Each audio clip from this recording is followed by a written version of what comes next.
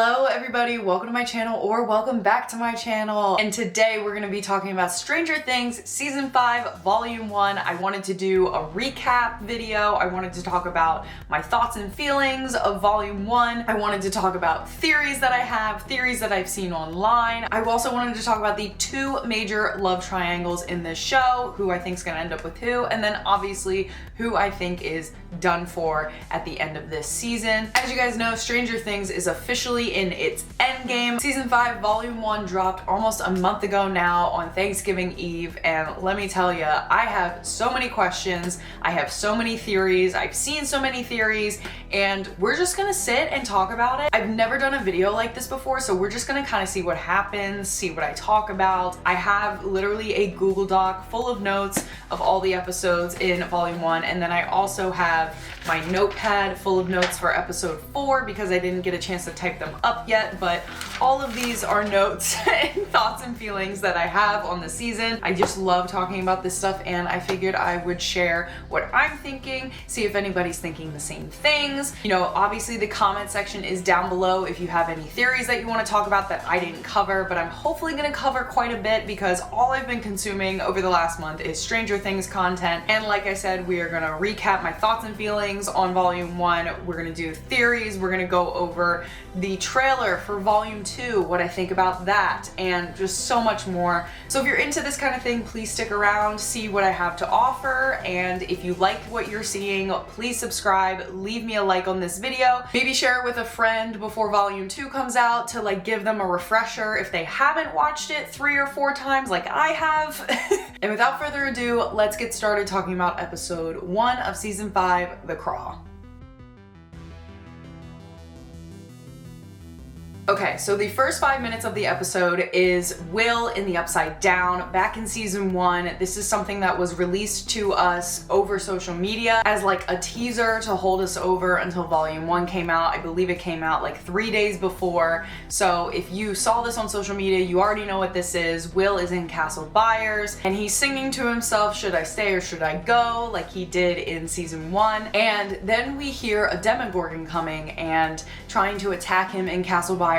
And it turns out Will had guns in the Upside Down. He was prepared. He was locked and loaded. Maybe he had guns in Castle Byers in the right side up. At least that's what I refer to it as, the right side up. We kind of learned that whatever is in the right side up is also going to be in the Upside Down. As long as it's in the time frame of November 6, 1983, that's when Will goes missing. And we find this to be true in Season 4 when all of the teenagers go to the Wheeler's house because Nancy is trying to find her guns in her bedroom. But then they find out that the room is frozen in 1983 on November 6th, and whatever is in Nancy's room in the right side up at that time is what's in the Upside Down, and there were no guns in her bedroom. We basically see the area where Joyce and Hopper find him in Season 1 and how he has the slimy upside down arm like attached to his mouth, and they were pulling that out of him in Season 1, so it kind of is like a full circle moment to when Vecna like put Will in the Upside Down and kept him there. Just a side note, there is a theory out there that I saw that Will was actually never rescued from the Upside Down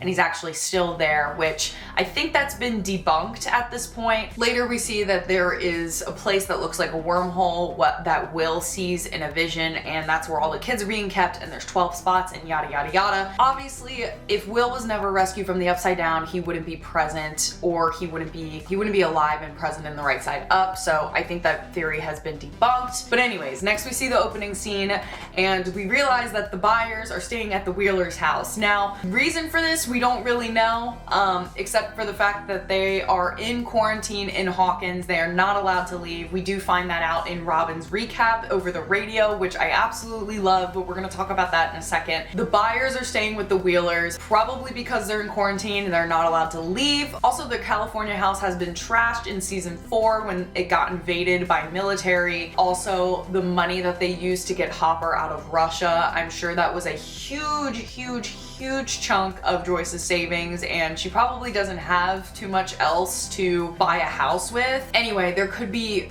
a crazy amount of reasons why the Byers are staying with the Wheelers. I think it's a fun little opener to introduce all of the characters again. And there's this scene where Ted is asking Holly to pass the bacon down the table, and by the time it gets to him, it's this like little small slice of bacon. I wanted to make a point on that because I'm gonna revisit it later. Just a funny joke that I saw. Then everybody leaves for school or work. It seems like Hawkins is kind of operating almost the same as before. The only confusion that I have is with the time jump.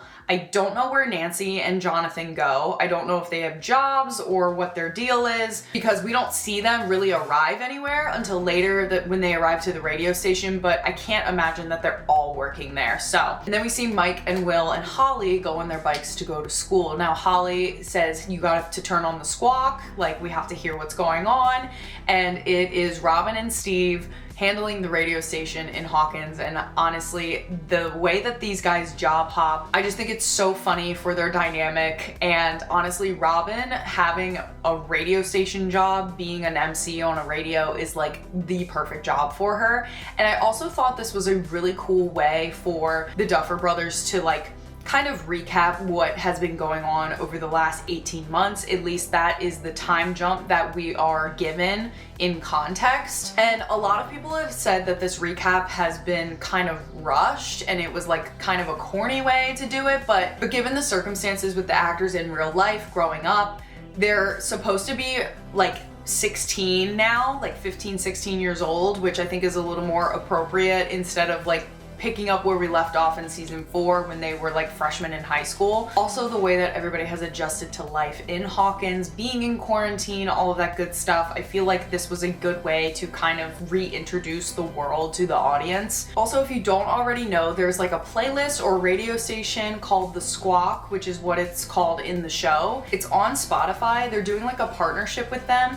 and there have been some like theories that have come out of the radio station segments and the songs that are being played on this radio station in the Spotify. So if that's something you want to check out, then I'm probably gonna link that below for you guys just so you can check it out. Okay, and then Robin at the end of her spiel kind of hints that she's going on a date with a special someone, and we cut to Vicky, who is in her car and listening to this song that Robin is about to play for her, and then all of a sudden the radio goes out and there's like a technical issue, but immediately Steve walkie-talkies Dustin, and that's how we get reintroduced into Dustin's character. And right off the bat, you already know something's wrong with Dustin. I feel like we all knew that from the end of season 4 and then into the trailer. Like, Dustin has not been doing well since Eddie's death. I think it's really cool that they kind of paid homage to Eddie's character in making Dustin kind of dress like him. His hair kind of looks like Eddie's. He's wearing rings, like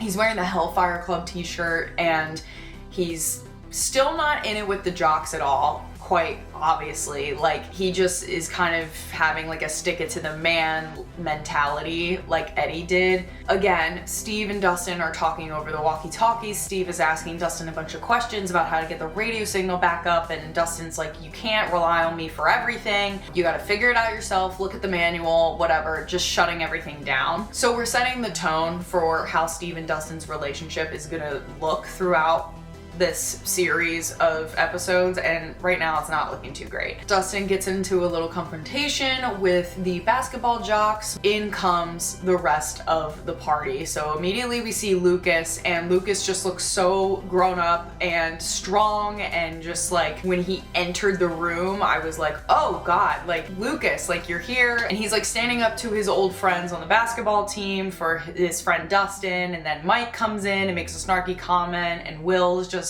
kind of along for the ride, I guess. But they make this big deal to Dustin about blending in and how we need to lay low and all this stuff, and Dustin's like, nah, F that, you know. Again, a very stick it to the man mentality, doesn't want to listen to Hopper or anybody telling them to lay low. They just kind of he wants to do his own thing and try and start up Hellfire Club again, even though it was causing so many problems in Hawkins. And then we cut to the military chasing somebody in the woods, and then it cuts to Jane. Going forward, if I interchange Jane and 11, I don't really mean to do it. It's just like, sometimes I was typing my notes and I would say Jane, and then sometimes I would say 11, but irregardless, there's military chasing someone and they make it to look like they're chasing 11 or Jane, but turns out Jane is actually training for this crawl that they're going on, which we will find out about later, and the military is chasing a burnout is what they call them. So the military is trying to track down Jane, and we find out later that they think that she is the reason that Hawkins is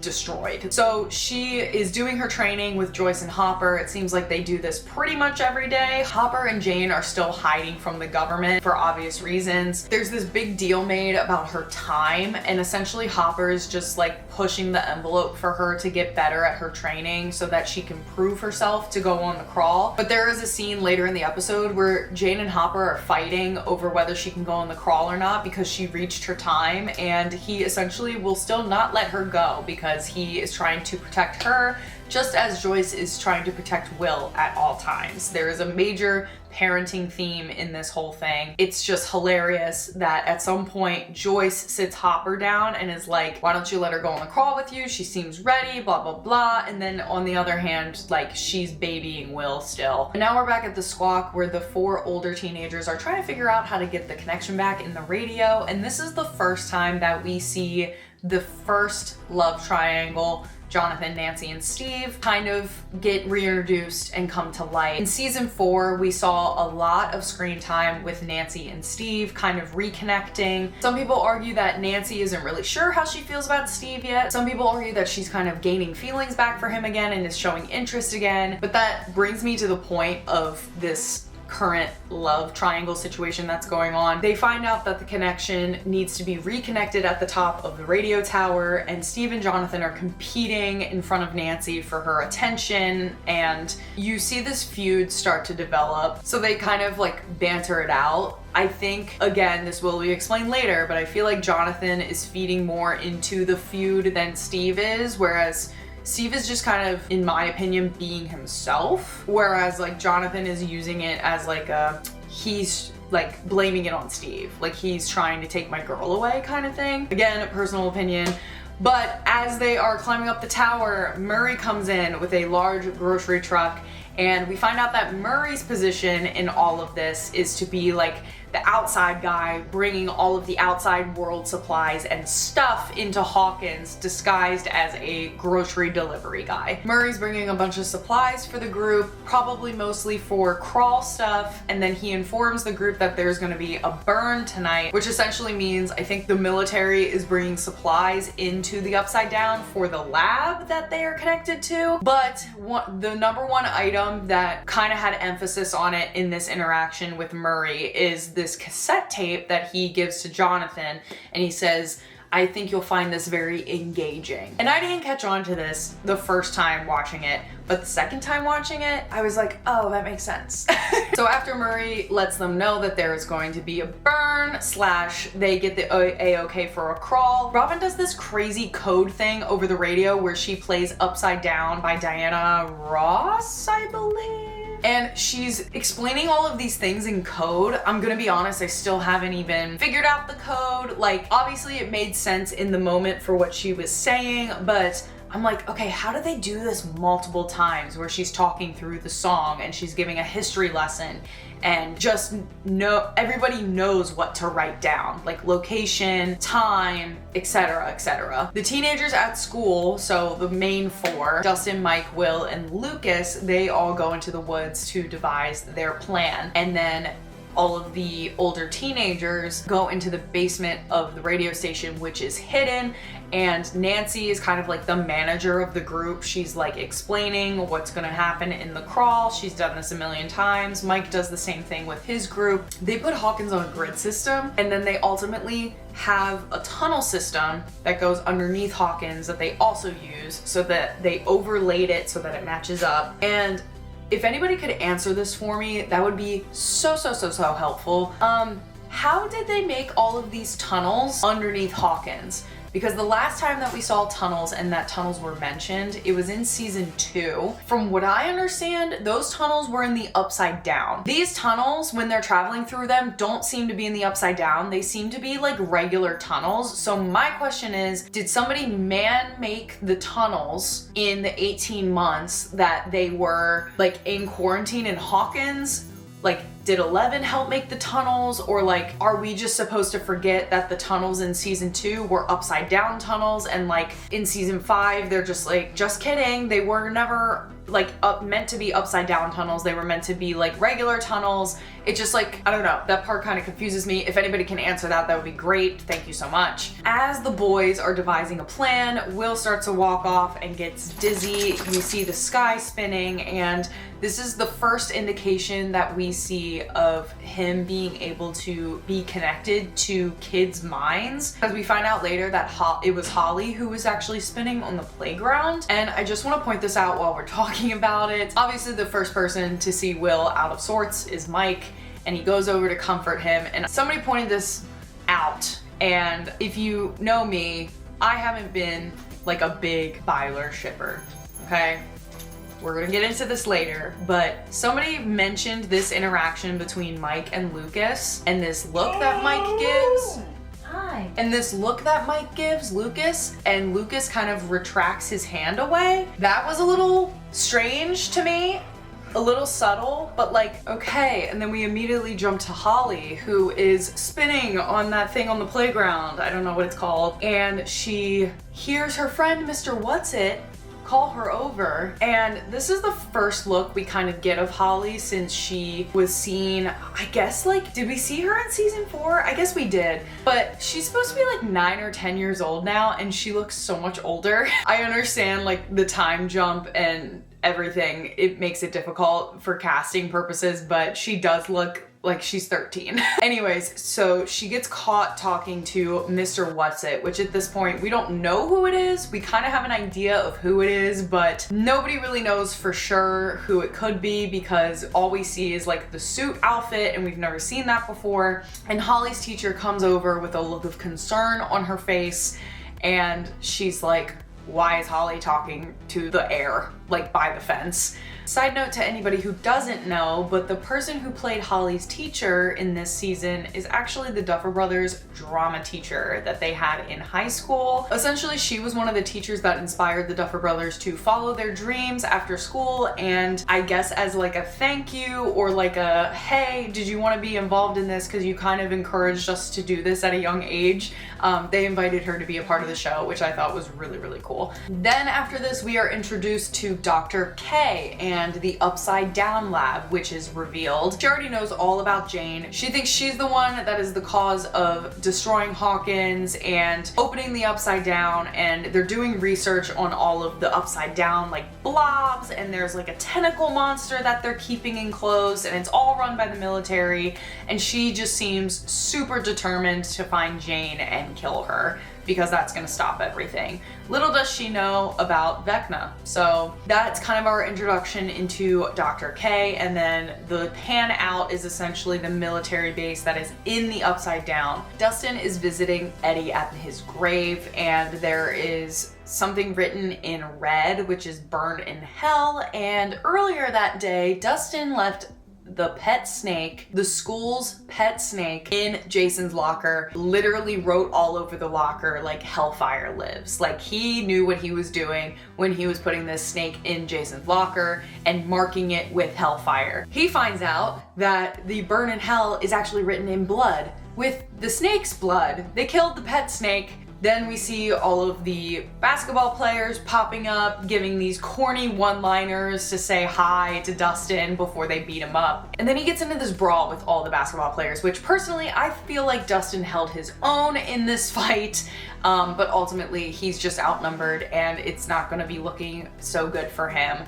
And we learn that this affects the crawl later, because he doesn't show up for his part of the crawl, and the team has to figure out a way to maintain a signal without the person who made the radio signal. We're gonna cut to the meeting in the school with Karen and Holly's teacher. Holly is sitting outside just watching them discuss, and she looks nervous. Mike comes in and explains to her that there are no monsters, Mr. What's-It's probably not real, and Holly's disagreeing. But anyway, Mike introduces Holly to Holly the Heroic, which is a D&D character. And again, I don't know much about D&D. I don't know if this is an actual character or if this is one that he made up, but essentially he explains how Holly the Heroic has powers and how she can open dimension doors and protection spells, and I think that it was a very obvious big foreshadowing in what Holly is going to be able to do in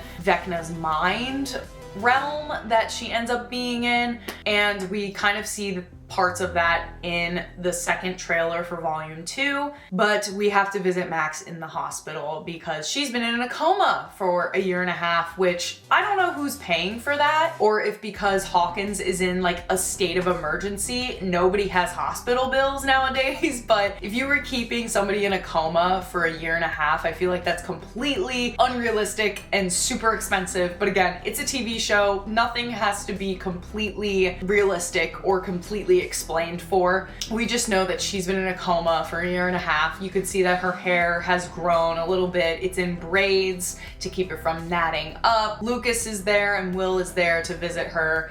It seems like Lucas is there a lot to at least talk to her, play the music that she likes, and just to see if she eventually wakes up. And at this point in time, we don't know what is going on with Max. The last thing that we saw is that she did die for a few minutes, and then 11 kind of put all of her good memories that she had with Max like into her brain. Somehow that kind of brought her mind back to life, which I think is pretty cool. It's gonna be interesting to see how she like gets back to consciousness in the right side up in the real world, if that does happen. Also in the hospital, we see Will leave to go get a drink or a snack, I guess, and he sees Robin sneaking into a room where her girlfriend Vicky is, and this is our first moment that we see Will witnessing another gay couple, and he's kind of having this like realization like, oh my god, I'm not the weirdest person ever. I'm not the only one that is like weird and likes boys. And he's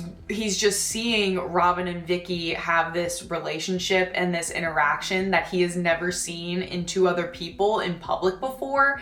And Robin also catches him kind of spying on them, and she doesn't know that he's gay, so she like freaks out and leaves as he's running away to kind of see like who caught them kind of thing, because she doesn't want anybody to know, obviously. And this is like the beginning of Robin and Will's like close relationship, which I really like.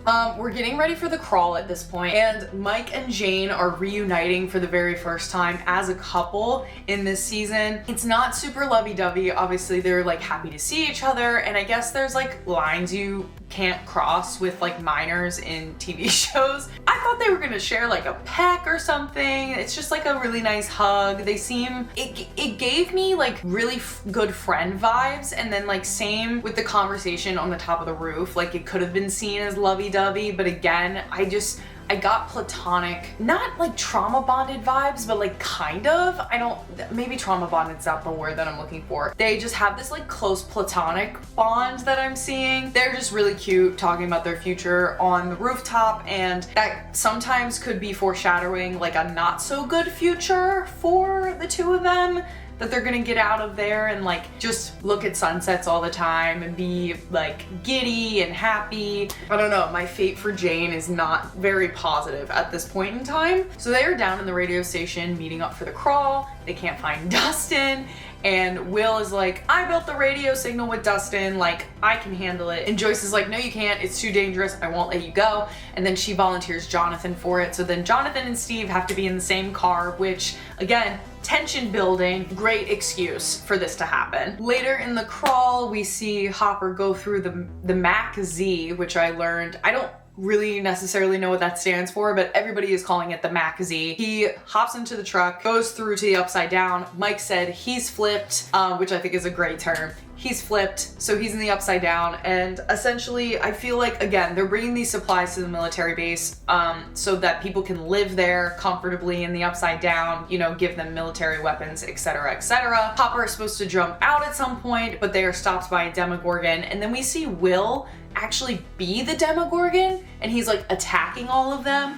And the mission just goes wrong. Hopper like basically runs a truck into a tree, I think. He's lost, nowhere to be found. And then we see the Demogorgon go toward the Wheeler's house. Then we cut to Ted and Karen fighting about Holly and how Ted doesn't know how old Holly is. They're arguing basically about how Holly is talking about her imaginary friend, Mr. What's-It. We know that their relationship is not the greatest. It seems like Karen is more involved in her kids' lives. Ted is kind of like a bystander when it comes to his role in the family. Holly's really upset. She goes up to her room. Her room, by the way, total Rainbow Bright vibes, like Rainbow Child. There's like an American Tail poster on the wall, which like I haven't met a person in real life who has seen American Tail as a child, but I have such vivid memories of seeing the American Tail and it being one of my favorite movies. I'm pretty sure I have a Fievel like stuffed animal somewhere in my childhood home.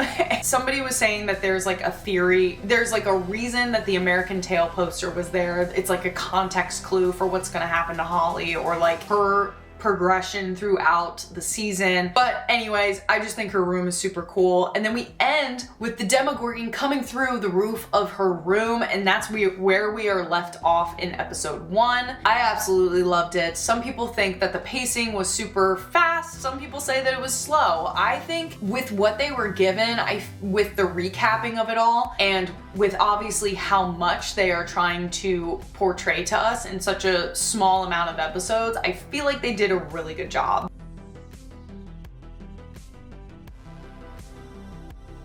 Honestly, the only clue we had about the vanishing of Holly Wheeler was when Karen and Holly are seen in a bathtub in the Volume 1 trailer. Nobody knew what that was from. Nobody knew where that was going. We're gonna talk about the trailers later in the video because I feel like everything that has been shown to us in Volume 1 up to this point has been in the trailer. Like the initial trailer. I'm not talking about the Volume 2 trailer. I'm talking about the initial trailer before they released the first. There's clips from both volumes and the finale. So anyway, we opened the episode with Holly getting thrown against the wall from this Demogorgon, and I just was in complete shock the whole time because I was like, this little 9-year-old girl is getting thrown around like a rag doll with this Demogorgon. It was crazy. Her mom got super scared when she saw blood on her hand, like on the back of her head. Like Karen's trying to calm her down because Karen's like drunk trying to draw a bath. Fernando's playing, and let me just say, like, the Wheeler's bathroom, super iconic. Would love to have a bathroom like that in like a future home of mine. The Demogorgon comes in trying to find Karen and Holly.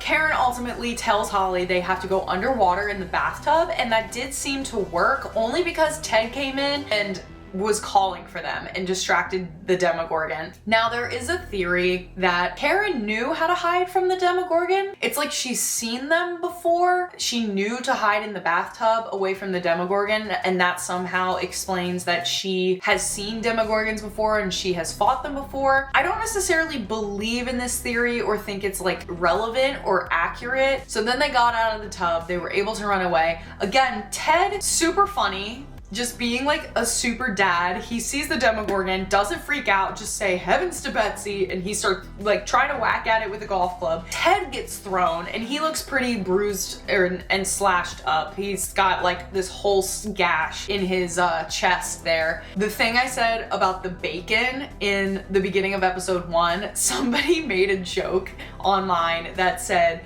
well, if Ted would have gotten that extra piece of bacon, he probably would have been able to beat the Demogorgon.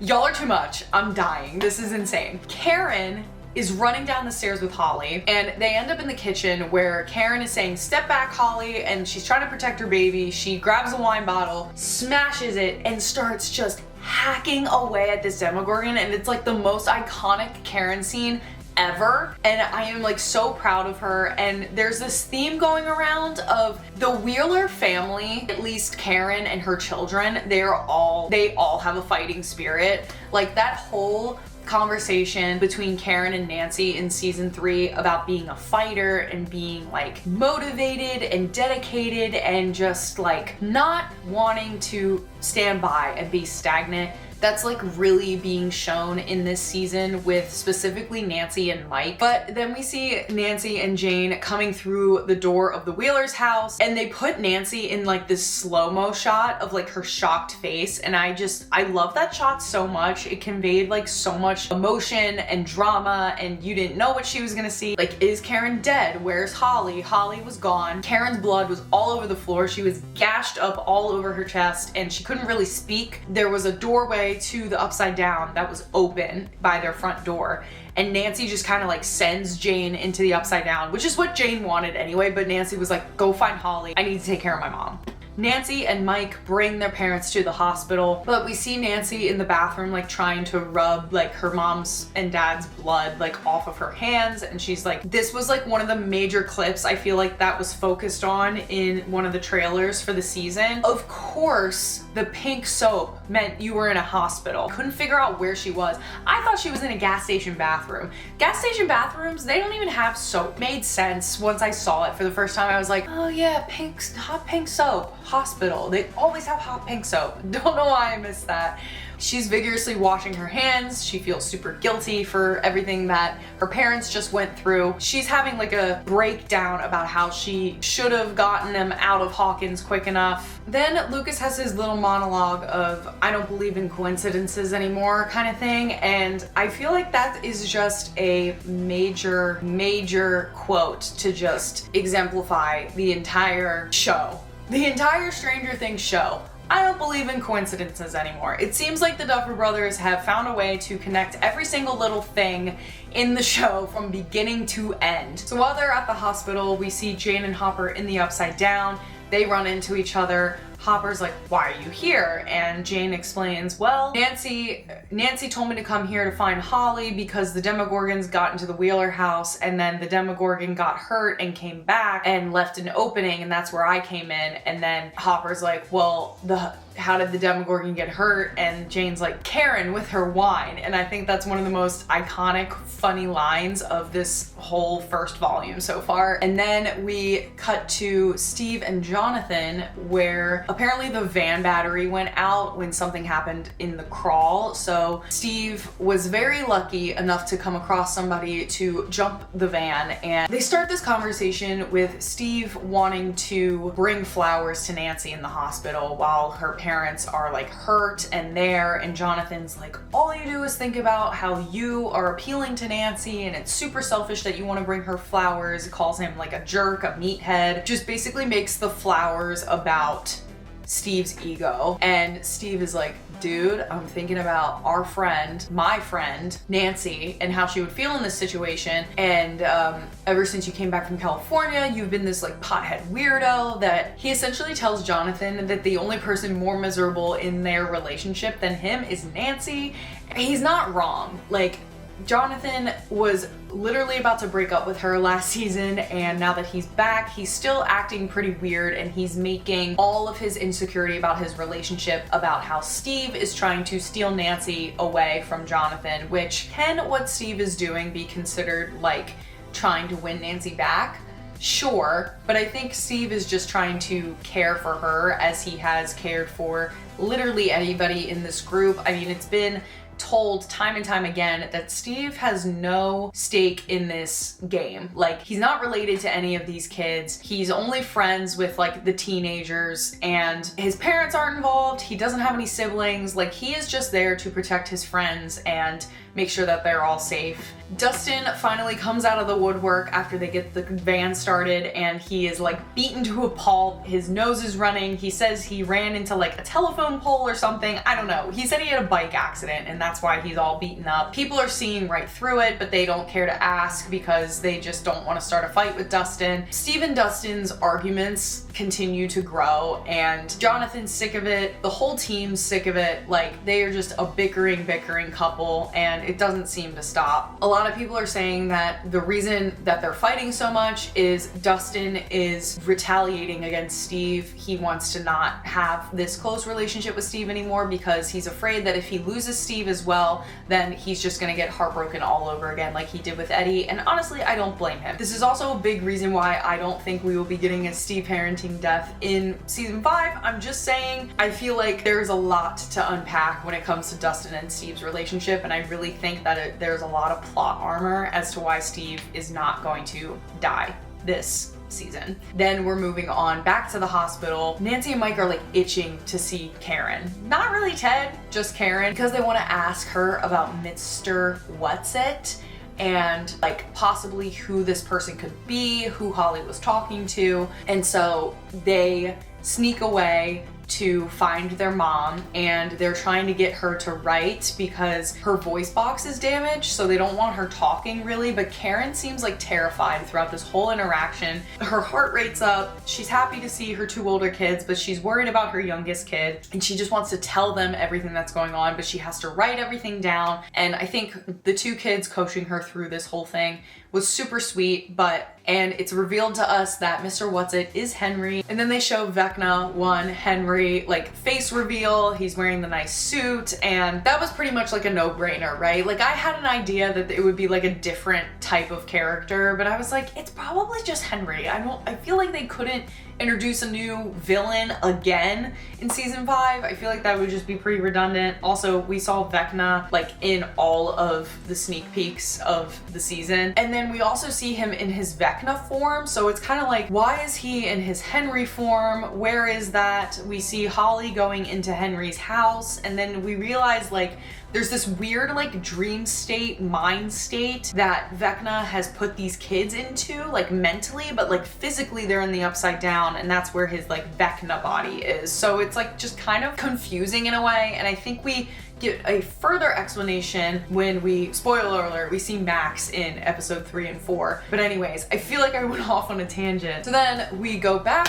to the radio station, and Robin is saying, oh, like the flux capacitor is out, we need to fix that, whatever. Pulls Will and is like, your plan's genius. Your mom's plan sucks. We need to like do whatever you want to do. They sneak off, and they realize that Will is connected to these kids somehow because they are connected to Vecna. When Derek walks by Will, he realizes like, oh, I feel Vecna, he's here, whatever. And that's because Vecna's next target was Delightful Derek.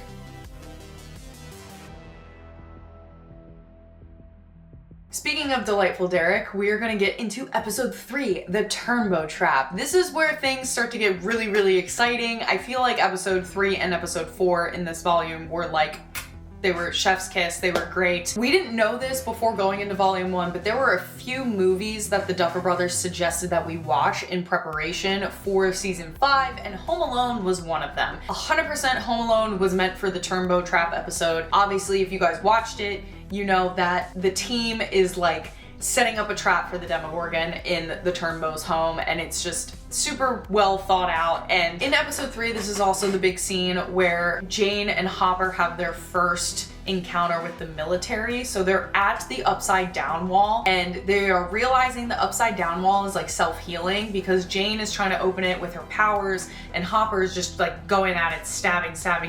It's like self-healing itself. They're super obsessed with this wall. They're trying to get through it.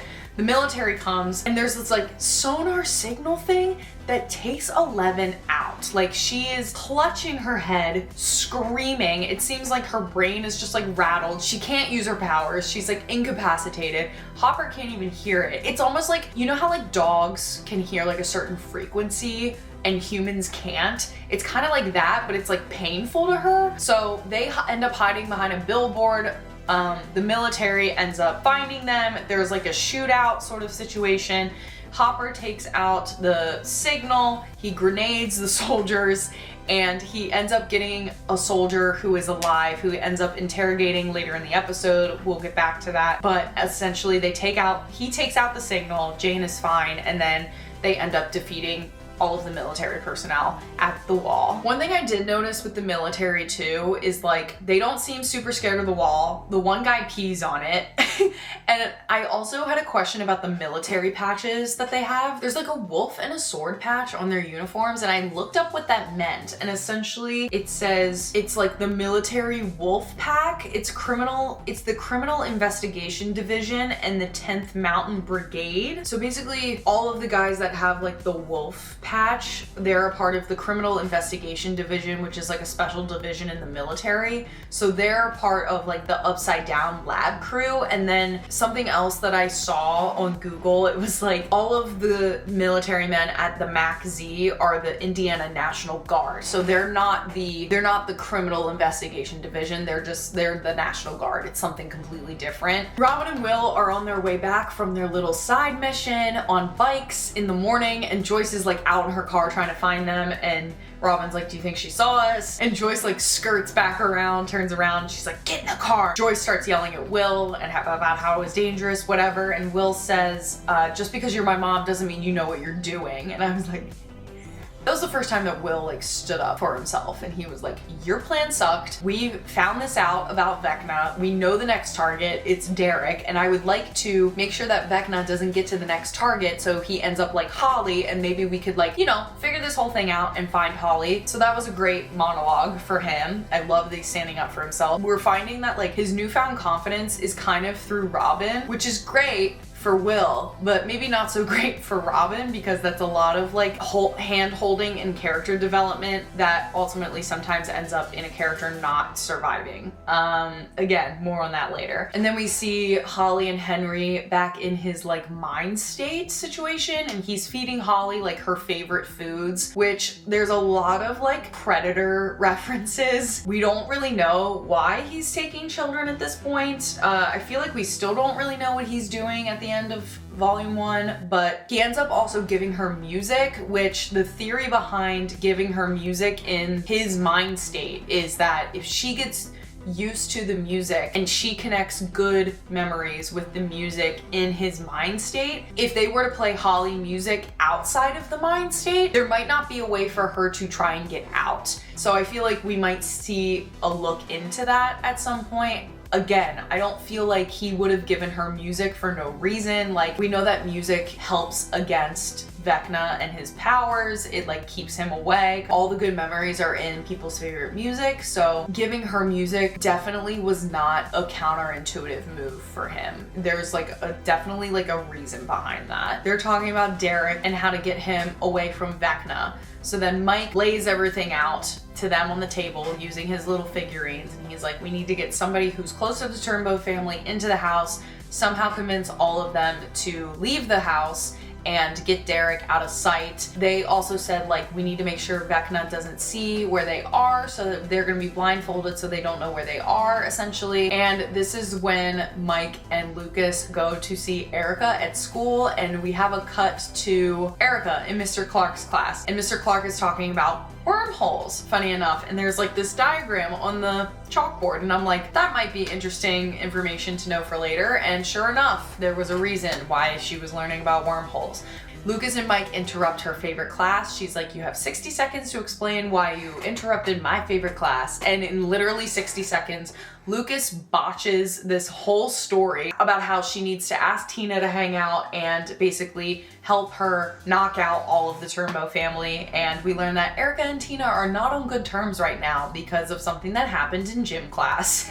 So they get Erica on board to knock out the entire Turnbow family with a pie. All right, and then we are cutting to Will and Robin going into the hospital to get these benzos that Robin talks about. And that's when Will and Robin talk about how Robin knows that somebody is gay or that somebody is queer. And she's like, well, it's kind of like an avalanche. There's like a touch, and then there's looks, and then it just kind of like rolls down the hill like an avalanche, and it all hits you at once. This is a very like significant conversation for Will. I think later in episode 4 specifically, it might escalate into something more later. I think it's nice that Will is kind of confiding in somebody that's like in the same boat that he is, and he's more willing to like come into his own self and his own personality and sexuality and like who he is through Robin, which I think their relationship is they're really good for each other. And then Jonathan and Nancy are figuring out, again, one of those like little trackers from the 80s and seeing if she can shoot it out of a gun. And Murray is like, well, you might not want to do that because it might not work and blah, blah, blah. And Nancy's like, well, is that a theory? Let's test the theory, whatever. They go outside. Murray and Jonathan are trailing behind with potato sacks. Like very close enough to the point where Nancy can hear them. Murray is essentially pushing Jonathan to propose. Again, I did not catch on to this until Jonathan literally opens up the cassette tape. But I thought Murray had just given him like a cassette tape to like get him and Nancy like back in the mood to like be romantic with each other, and I just wasn't clocking it. And then Nancy like hears them and turns around and is like, can you two shut up and stop talking about me and or I'll shoot your potato sacks. And there's like this whole sack joke, and she's like shooting guns in the potato sack with the tracker. The tracker works.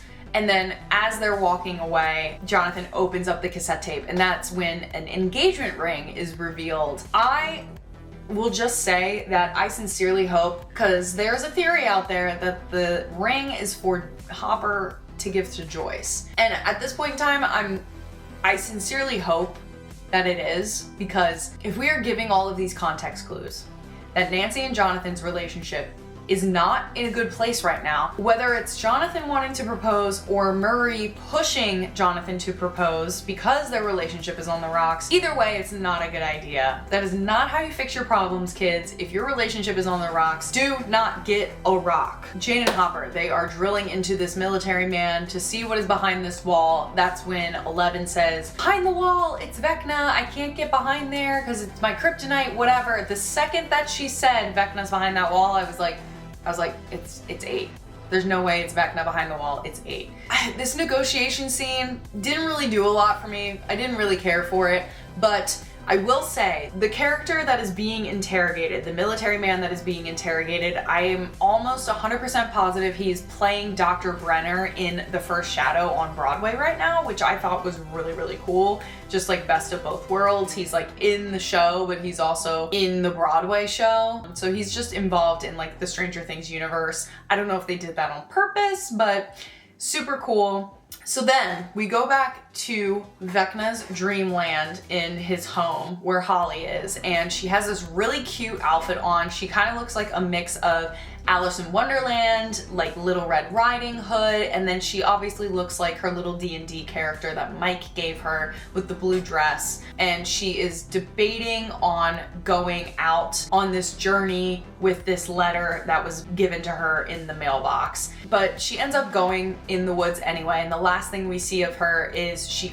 has her little fire poker weapon, she's got her single binocular, and she's got her hood up and she's about to go into the woods. I think it's really cool, like the costuming of it all. There are so many references to so many different things that you could attach this to with the Alice in Wonderland and the Little Red Riding Hood of it all. I do have a question because I couldn't see anything like this online on like Reddit or anything. The red scarf that she wears with like the little pendant in the middle, what is that, a Boy Scout thing? I don't really understand what that was. If anybody could please explain that. I know this is the end of the episode, but because we're talking about it, I'm just gonna continue. When she approaches the Grand Canyon, she hears something and somebody trying to come through, and she ends up running away, and she trips over something, hurts herself, tries to hide, braces herself for who's to come, and for whatever reason, I thought that it was Billy. I don't know why. I guess it was like the shoes that got me, but for a second I thought it was Billy, and then as soon as they kept panning up, I was like,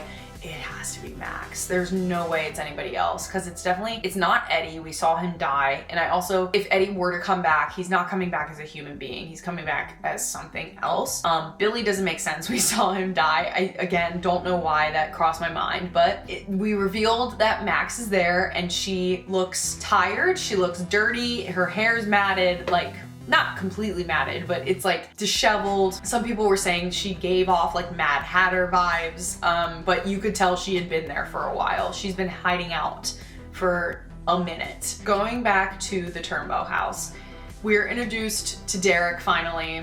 He doesn't get along with his sister Tina. Tina seems kind of like a little brat. Derek's room is sick, by the way. Like, you can tell immediately that this family like comes from a lot, like they have money, and the mom seems super uptight, and the doorbell rings and she's like, be nice unless it's a Mormon or a Democrat, which like just made me laugh. You know, Tina opens the door, Erica's crying, she has her favorite pie with her, and she puts on this whole act about like how she's sorry, and she joins them for dinner, and it turns out that the pie has all these sleeping pills in it, and immediately Dad goes down first, and I guess Dad is somewhat of a drinker because he stands up, he's like, I gotta go to bed, and Derek's like, Dad drank too much again, something like that, and Derek is just like laughing at all his family members passing out on the ground, and then he eventually passes out, and Tina's freaking out, she didn't eat the pie. There's this iconic scene where Erica comes up with the needle and she's like, I told you to eat your damn pie, and the iconic scream that Tina scrummed, it was perfect. It was so high pitched and just like cheesy horror movie, like coordinated, and it was just awesome seeing Erica in that light. She was a little bit scary, but like her typical character, if that makes sense. They got all the family members out, and then they start basically destroying the Turnbow home to try and catch this Demogorgon, which Lucas is distracting the Demogorgon, brings him downstairs. Mike is hitting him with a shovel. Again, the first time I've probably seen Mike like fight back. So the Demogorgon escapes, and they're tracking this Demogorgon through people's yards. Steve is of course the driver. You will only ever trust Steve Harrington to drive. He's driving through people's yards like a crazy person. They're like losing the signal, and you find out that the Demogorgon actually turns around because he ends up finding Derek in the barn.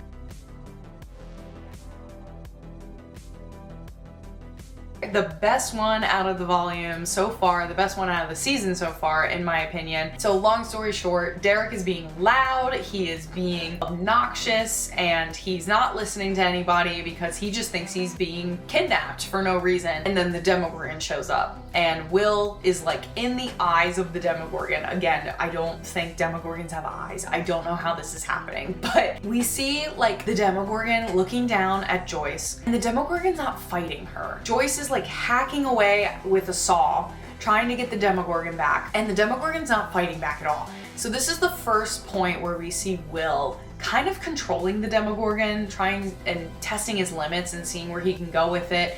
The Demogorgon backs up out of the barn, and Steve comes in and hits it with his car, and the Demogorgon starts running away, and he opens a portal in this like mill. And then Steve goes on this rant about peanut butter boppers and like, can he make it through this wall? Dustin and Jonathan are not about it. Dustin just wants to like save the signal and make sure that they get to this Demogorgon. Jonathan's like, please don't do this, it seems dangerous. And Nancy's like deep in thought, and she's like, do it. And that's all that Steve needs. He like, you know, shifts the car in gear and just floors it into the upside down. And this is actually the first time that we see Jonathan experience the upside down. It wasn't really emphasized enough because, again, there's so much going on. It's like Jonathan's first time in the upside down is not really like an important thing to note, I guess. And then we are going back to Joyce, who is trying to reach Jonathan, and Robin comes over and says, well, at least if you're not getting an answer from them, that means that they made it through. And she's like, do you want to see where they're headed? And that like is the transition into Will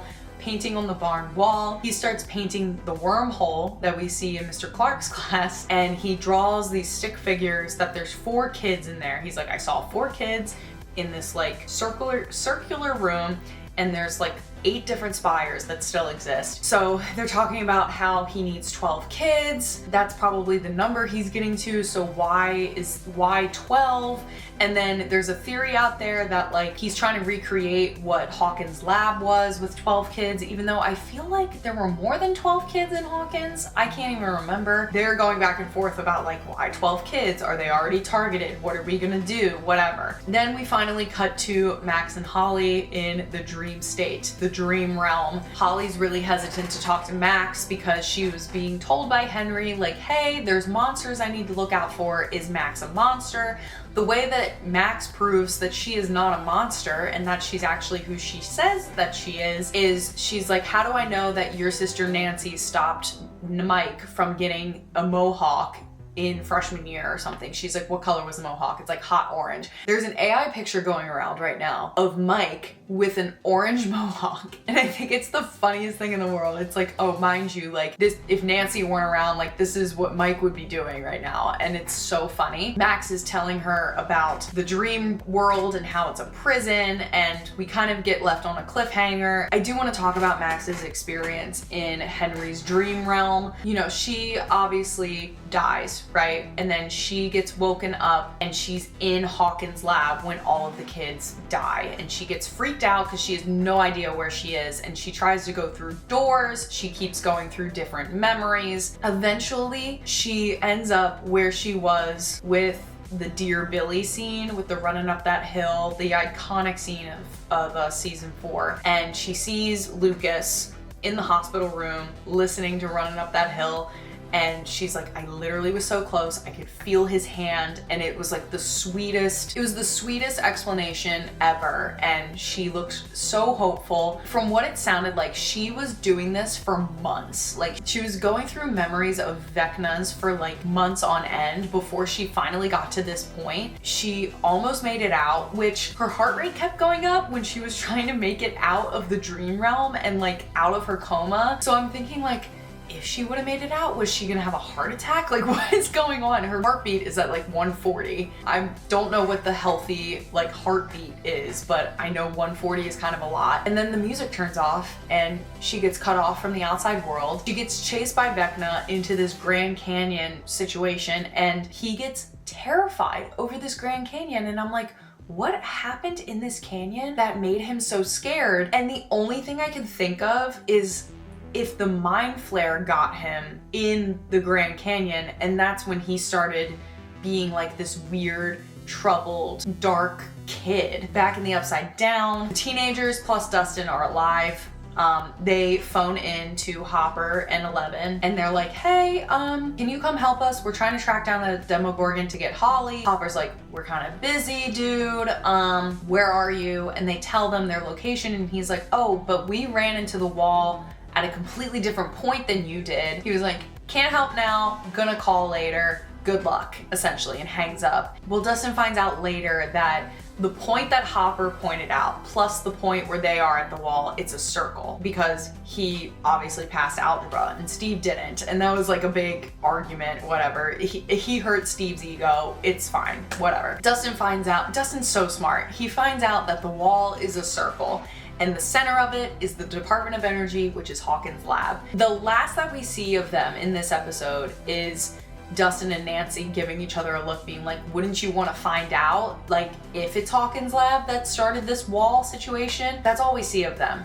I don't know how they're gonna get into Hawkins' lab, but I imagine the thing that we see in the trailer for Volume 2 has something to do with it. Somehow they either get in the wall or they find another energy source to try and get in the wall. So Jane ends up using her jump that we saw in the training in the beginning of episode 1, and she's timing it with the lightning. She had this like perfect idea to like get into the lab, get Hopper into the lab. They essentially have a run-in with all these soldiers, Dr. K eventually, and there's this huge fight sequence with Dr. K and Hopper. Hopper is getting strangled by this upside down monster.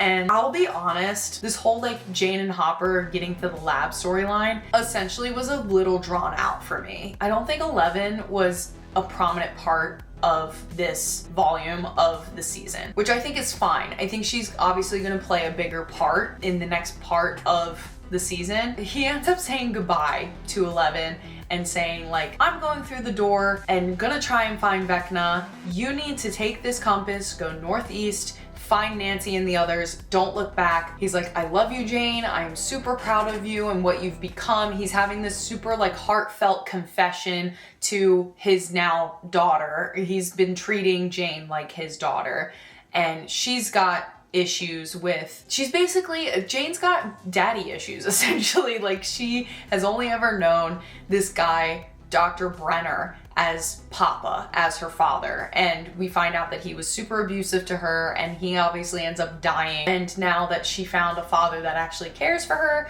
she doesn't want him dying either. Cut to the magazine, and Derek is walking in. He's like, I'm lost. And then he goes into the bunker with all the kids. He's speaking very loudly. He's like, this is a mission for Mr. What's-It. Please follow me and you will be enlightened, and blah, blah, blah. In the meantime, the other team members are going through the underground tunnels. Again, I don't know who made these underground tunnels. I don't know how they got here, but it perfectly lines up with the bathroom in the bunker where the kids are. Mike and Lucas, like, you know, dig a hole so that they can get the kids through. They hit some pipes on the way, and that obviously causes a problem later. Derek is leading like a meditation, and he makes this joke about like, this is what mom does when she runs out of Valium, to like the teacher to distract her, and it's so funny. It was just such a funny joke. Just a super fun way to like get the kids involved, even though they don't really know what's going on. And then also like none of the military personnel nor the teacher is gonna question anything, because again, it's 10-year-old kids. On the way through the tunnels, Robin has like her famous speech. She gives her famous speech to Will. I'm just now realizing I completely forgot a huge chunk of what everyone is talking about, which is the conversation between Mike and Will before they go into the tunnels. And Mike is essentially saying like, you're kind of like Vecna, you should use your powers for good. We need some magic up here because Elle is gone. And Will kind of like nudges him in the chest, and you can see Mike get really uncomfortable. Will is testing Robin's theory about like the magical touches and like the nudges and whatever to see if Mike reciprocates his feelings. There's just this moment of like Will's defeat. There's been multiple times throughout this series where Will has felt defeated in his conversations with Mike, because it's very clear that Will has a crush on Mike, but Mike doesn't necessarily reciprocate those feelings. Some would argue, but a lot of people don't think that. So Robin notices that, takes note, has this conversation with Will in the tunnels about how insecure Robin was when she first like realized that she liked girls, and she found this film from when she was little, and she was looking at her and felt like super fearless, like she could fly, and she was like, I had all the answers inside myself and I just needed to stop being scared. And once I realized that, I felt like I could fly, I felt like I could do anything. It's this really sweet, inspirational speech, and to me, that confirms her death at some point in this season. So then Derek is tapping the kids on the head one by one with like a ruler stick when he gets the signal from Joyce that they're ready for the kids to come down into the tunnels. And so one by one, they're going into the bathroom and into like the last stall, down the ladder, into the tunnels. Essentially, things start going wrong. The pipes start breaking. Mike and Will have to go up and like stop the pipes from leaking, which ultimately ends up distracting everybody. Like one of the kids starts slipping while he was going into the bathroom, and there's this one girl, I can't remember her name, but everybody's saying that online, like, oh my god, this girl's such a snitch, like she's a snitch, whatever. She ends up going into the bathroom, and there's this image of Will and Mike that they're like soaking wet, and there's water coming out of the pipes, and they're both holding on to it, and they're like, Mr. What's-It? And they start smiling, and this girl's like, what? No. And she looks over into the last stall, and it's this kid that looks over and he's like, oh no. And he like, I don't know, the comedic sound along with the kid like gasping and going, oh no, it's so cartoony, but it's so genius. And they didn't need to do that, but I think adding that little touch, it just made it like, again, a little comedic relief moment. It was so comedically timed and so perfect. So she obviously goes up to the military men and is like, there's something going on in the bathroom. And then Derek's like, run, go, go, go. And they tell Robin to go with the kids that she has. And I think she has 3 kids. And then they told Lucas to go with 2 of the kids.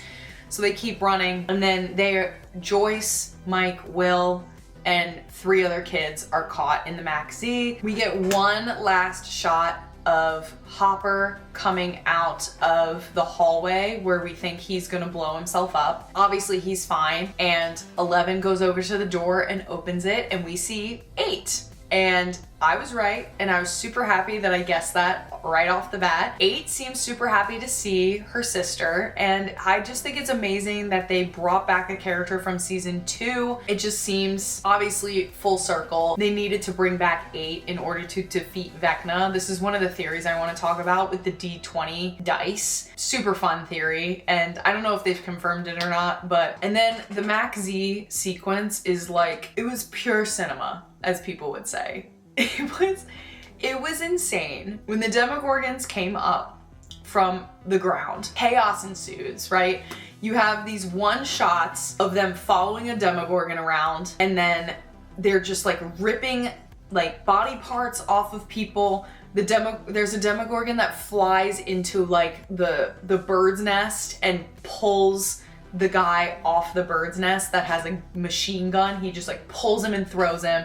We saw that in the trailer. Like, we're following a Demogorgon, and then all of a sudden we're following Mike and these kids. And Mike is kind of like leading these kids to safety, and because Joyce is of course nervous about Will, Mike is making sure Will is also following them with Joyce, but he's ultimately leading all of them to safety, and he's acting like such a big brother. So the fight is continuing on. Military men are being sacrificed left and right. They haven't learned their lesson with the Demogorgons of just shooting them. Shooting them is not going to do anything. A guy finally comes in with a flamethrower, and that kind of puts the Demogorgons out for a little bit. In the meantime, Lucas is being chased by 2 Demogorgons in the tunnels with these 2 kids, which I was like, there's no way he's making it out of this alive. There's one of him and 2 little kids and 2 Demogorgons. I don't know how this works. And then Murray and Robin are being chased by 3 Demogorgons in a truck.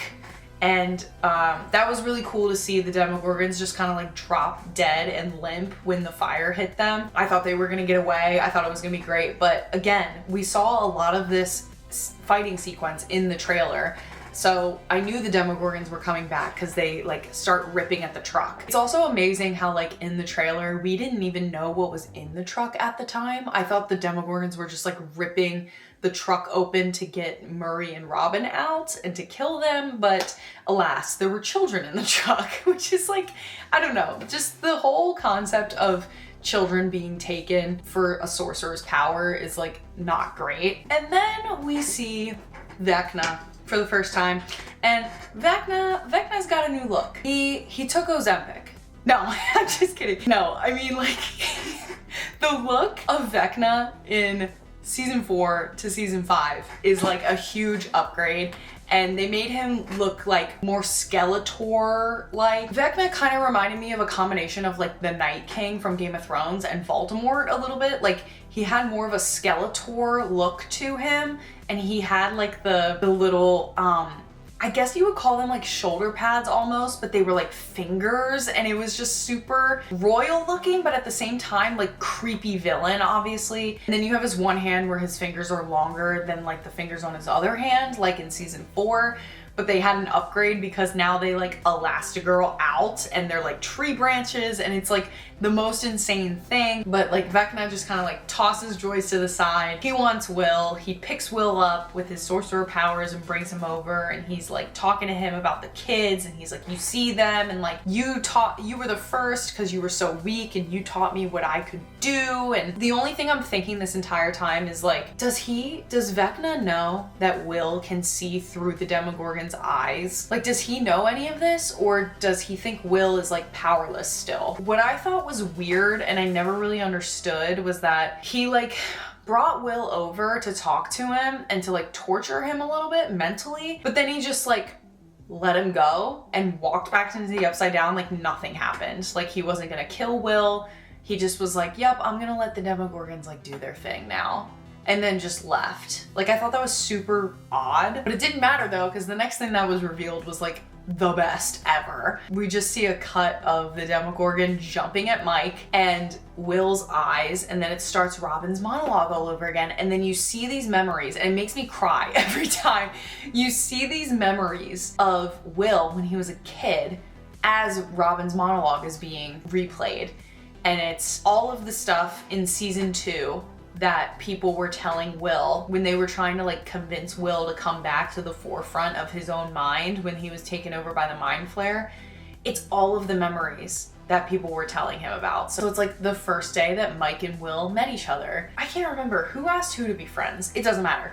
They became friends on the swing set. And then like the next memory is Joyce and Will's like drawing this rainbow spaceship, and there's clips of younger Jonathan and he's showing him Castle Byers in a drawing, and then the next shot is them building Castle Byers. I mean, it was like the sweetest thing to watch. Right after Robin's monologue's done, you just see the Demogorgon like floating in the air, and you're like, what is going on? And I saw a lot of reactions on TikTok specifically of people watching this for the first time, and a lot of people's first responses were like, 11? Is she here? To me, I had a thought of that too, but I also was like, why are we doing a monologue with Will's memories if something isn't gonna happen with Will?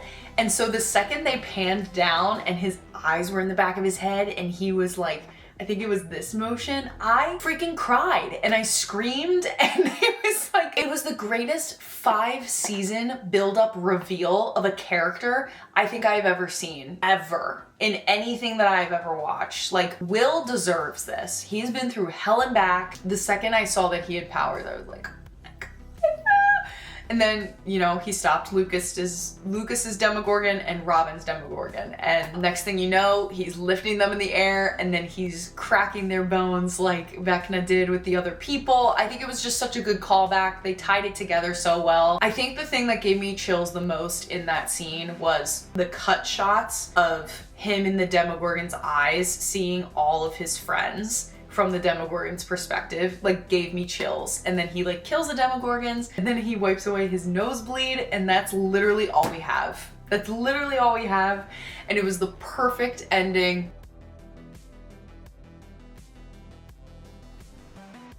The 20-sided dice in D&D, there's a theory out there that in season 4, the first episode, when they're playing D&D and Lucas is playing basketball, Erica has to roll a 20. And in order to roll a 20, there was like a shot of 11 and then a shot of Lucas, who was the number 8. Somebody pulled from this that in the end, defeating Vecna, it was gonna take 11, it was gonna take 8, and then they were like, well, if you take Vecna, who's 1, and then 8 and 11, that makes 20. Well, now it kind of makes more sense, because not only do we have 8 and 11, but Will is tapping into Vecna's powers, so Will is technically 1 as well. So it's gonna be the 3 of them probably fighting Vecna to defeat him, whatever defeating him means at this point, because there are so many theories of things that could happen. I don't even know what to think. There's another theory about Back to the Future. Now, Back to the Future was, again, shown in season 4. It has something to do with Max and Holly. Now, we see in the trailer for Volume 2, and we can get into that in a second, that there's going to be doors that are opened that probably Holly is going to figure out how to open, and they're going to time travel through different memories of Vecna's in order to escape Camazotz, right? The Back to the Future reference makes me a little nervous, only because if they're trying to figure out a way to escape Camazotz and they have to change something in the past, the one thing I feel like they would change is Henry going into the Grand Canyon. If my theory is correct about the Mind Flayer being in the Grand Canyon and getting him in the Grand Canyon, they're either gonna stop that from happening, they're gonna stop Henry from killing his parents, or they're gonna stop Henry from killing all the kids in Hawkins' lab, which could mean a lot of things, right? If they stop him from doing any of those things, then you're kind of introducing the idea of time travel, which in my brain, if Henry doesn't do everything that he does up to this point, right? We never meet 11. 11 never opens the door to the Upside Down. Will never gets taken. And then just by butterfly effect, like Max and Billy don't end up in Hawkins, Jonathan and Nancy never get together, Will and Hopper never get together, and then they never meet Murray. So there's all these doors that you open when you introduce time travel into it. I don't necessarily love that theory because it just seems like, okay, we're gonna change. It's either A, we somehow defeat Vecna and some of us die and we're super sad about it, or B, we prevent anything from ever happening with the Upside Down, with Vecna, with meeting 11. We stop all of that initially and we completely rewrite the future. We rewrite history, essentially. And then nobody ends up meeting anybody. They don't remember what happened, and that's the end of it. Okay. And I want to get into my love triangles theory because I've been dying to talk about this. If you guys follow me on TikTok, I kind of did a spiel on this already on who I want to end up together as far as like the teenager love triangle goes. But then there's also another possible triangle between Eleven, Will, and Mike. I did not want to believe that this was even a possibility at all. But we're going to talk about Nancy and Jonathan and Steve first, okay? So what I want to happen, I obviously want Steve and Nancy to end up back together. I do have logistical reasoning for this, and it's not just because I find Steve attractive, even though a lot of people do. I just genuinely think with how she was showing interest with Steve in season 4 while her boyfriend Jonathan was away, I feel like she could rekindle that relationship with Steve in like a newer way. Ideally, in a perfect world, in my perfect world, they end up together, not like immediately after the season ends. I'm talking like in the 90s, like a little bit down the line. She's a career woman, has her own newspaper for wherever they end up living, and Steve is a stay-at-home dad. And they're just like different dynamic couple because he jokes that he's the babysitter all the time. Obviously, he would make a great dad. He can't really keep a job that he likes. Doesn't seem like he really cares to work. Maybe he wants to be a stay-at-home dad. And it seems like Nancy wants to have her own career. So I feel like they're kind of perfect for each other in that regard. And I also think that Steve wouldn't really care where his life took him as long as it's with Nancy. I feel like he would watch the world burn for Nancy. He would do anything for Nancy, and has been made very adamant that he is willing to do that just in these first couple episodes. And then season 4 is what season 4 was. Nancy jumping in the water after Steve, like immediately, and Eddie pointing it out. That's the main thing that I wanted to point out in this love triangle is like Eddie's character is dead, right? Doing justice to his character is kind of an important thing for the writers to do if they obviously want to keep the character relevant and keep the character a favorite, right?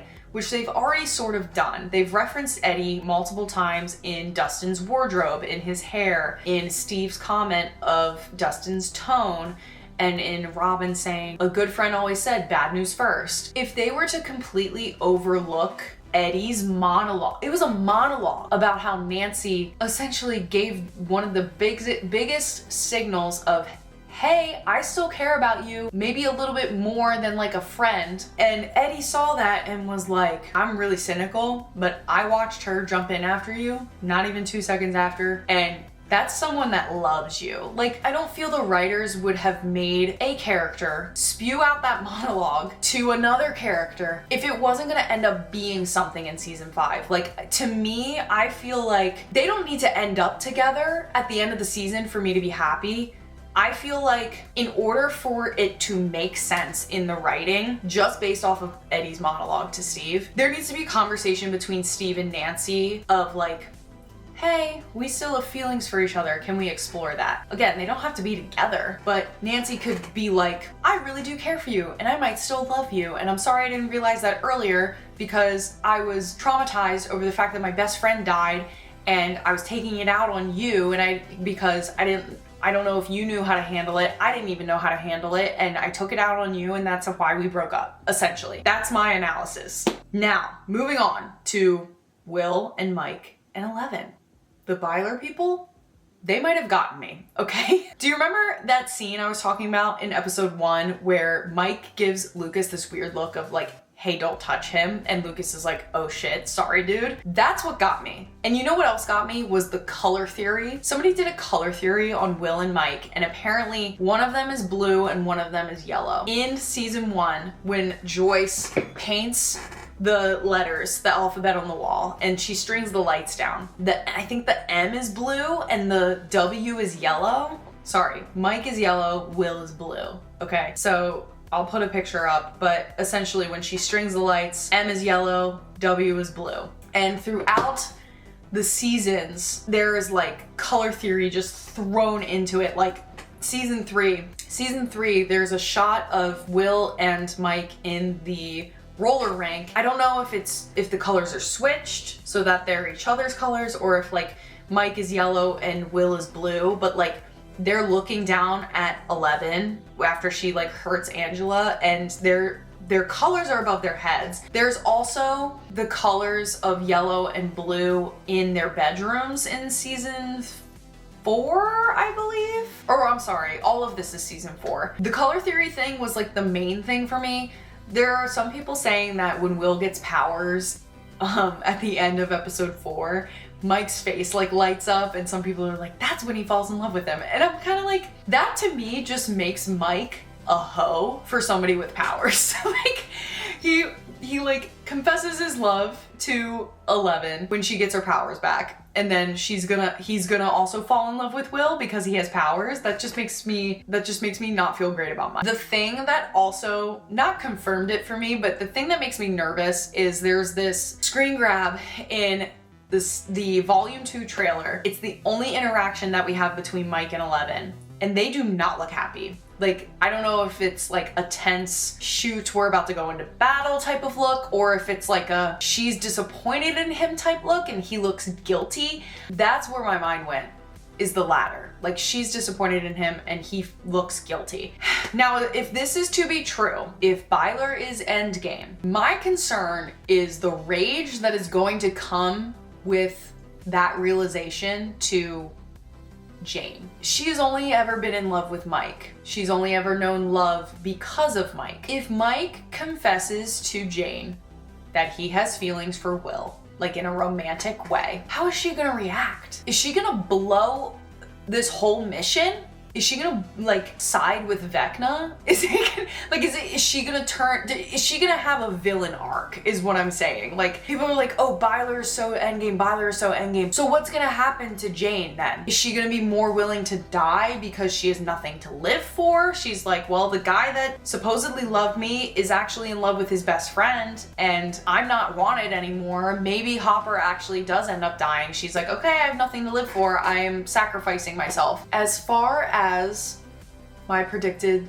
deaths go, so I think Robin's done for, unfortunately. She's gotten so much screen time over the past 4 episodes and has this killer monologue, this killer speech. I also think just by default, like 8 and maybe 11 also are donezo. Definitely 8. Again, she doesn't have plot armor. Like, 11 has more plot armor than 8 does. For the sake of 11 and everything that she's gone through throughout the entire show, I would love to see her have like a normal life and lead a normal life. So obviously I would not love for her to die, but ultimately, like, it kind of makes sense if she's one of the ones defeating Vecna with Will. She might just by default, like, die trying to save everyone. Will, I unfortunately think, I don't know, unless they figure out a way to get, see, this is where I get iffy, right? Because Will is so connected to Vecna, I'm like, Will has to die in order for Vecna to die, right? It's kind of like the Harry Potter Voldemort thing. They both have to end up dead in order for Voldemort to be defeated. Harry also has to die.